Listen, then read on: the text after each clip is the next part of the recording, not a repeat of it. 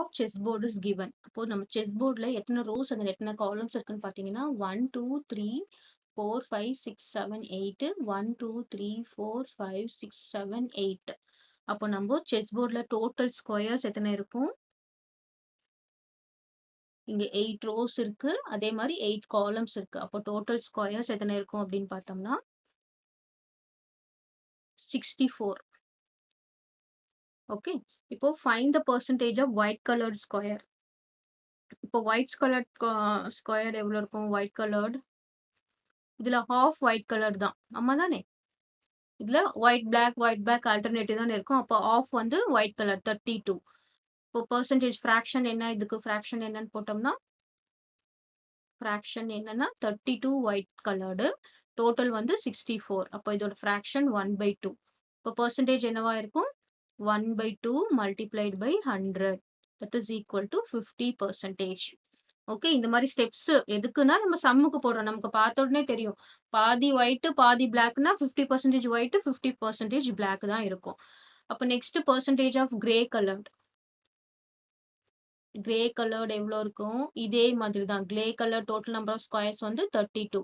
இதோட ஃப்ராக்ஷன் நம்ம என்ன எழுதுவோம்? fraction is equal to 32/64, which is equal to 1/2, which is equal to 1/2. இதை நம்ம பெர்சன்டேஜா எப்படி எழுதுறோம் அப்படின்னு பார்த்தோம்னா, ஸோ பெர்சன்டேஜ் வந்து 1/2 multiplied by 100. பெர்சன்டேஜ்னா நம்ம ஃப்ராக்ஷன் டு பெர்சன்டேஜ்னா என்ன பண்ணுவோம்? 100ஆல மல்டிப்ளை பண்ணுவோம். இப்போ இது 50%.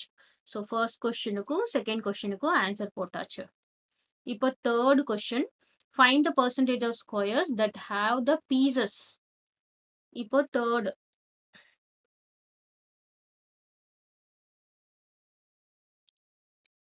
இதுல எத்தனை ஸ்கொயர்ஸ்ல பீசஸ் இருக்கு? பீசஸ்னா என்ன? காயின்ஸ், அந்த இது செஸ் பீசஸ் இருக்கு அப்படின்னு சொல்லிட்டு நம்ம கவுண்ட் பண்றோம். எத்தனை பீசஸ் கவுண்ட் பண்ணலாமா? இதுல இருக்கு 1 2 3 4 5 6 7 8 9 10 11 12 13 14 15 16 17 18 19 20, right?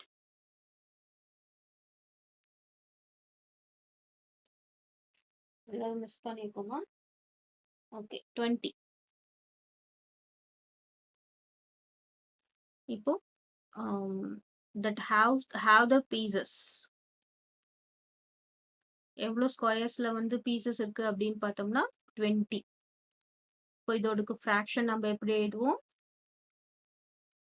20ல பீசஸ் இருக்கு by 64. 64 எதுக்குன்னா டோட்டல் நம்பர் ஆஃப் ஸ்கொயர்ஸ். இப்போ நம்ம கேன்சல் பண்ணலாமா? 2ஆல கேன்சல் பண்ணா இங்க என்ன வரும்? 10 வரும். இங்க என்ன வரும்? 3 2s are 6, இங்க 2 2s are 4. 10/32. அப்புறம் இங்க என்ன வரும்? 5 2s are 10, இங்க என்ன வரும்? 5/16. ஓகே, ஸோ ஃப்ராக்ஷன் வந்து என்னது? is equal to 5/16. நெக்ஸ்ட், இது நம்ம டெசிமலா கன்வெர்ட் பண்ணணும் அப்படின்னா என்ன? சாரி, நம்ம அடுத்ததா என்ன கன்வெர்ட் பண்ணணும்?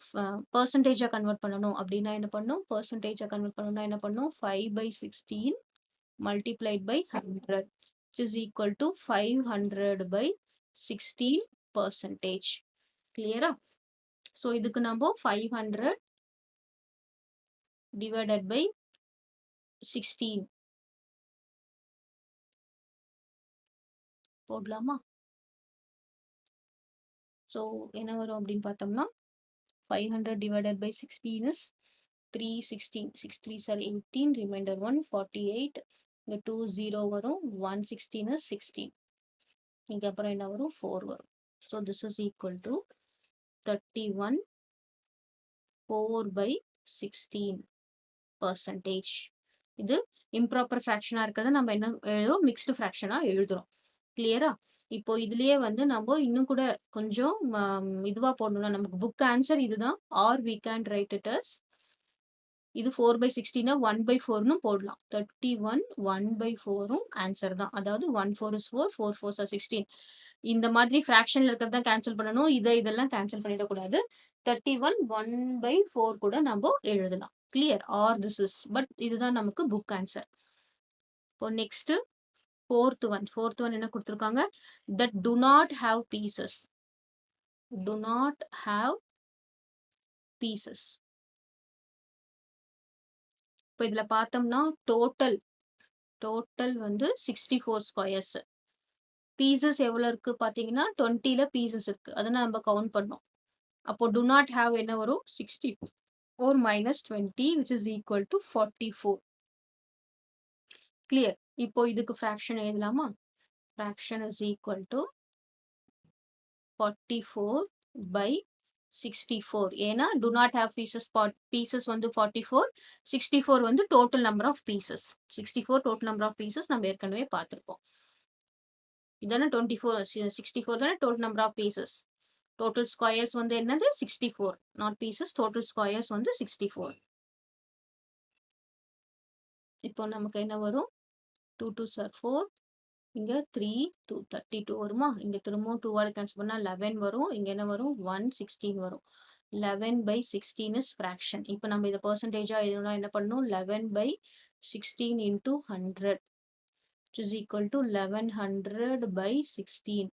இப்போ 1100 by 16 போட்டோம்னா என்ன வரும்னு பாத்தீங்கன்னா 110. 110ல எத்தனை 16 இருக்கு? 6 6 6 36, remainder 3 96 வரும். So remainder is 4 அப்புறம் இங்க 10ல 1 போச்சுன்னா 1 140.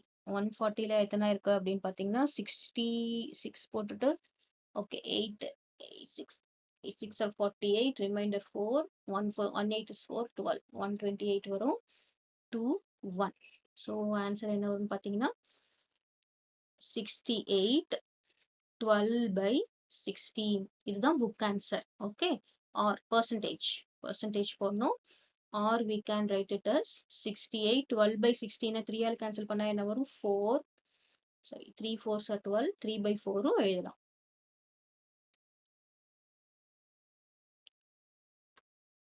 ஓகே. தெரிஞ்சுக்க வேண்டியது என்னன்னா டோட்டல்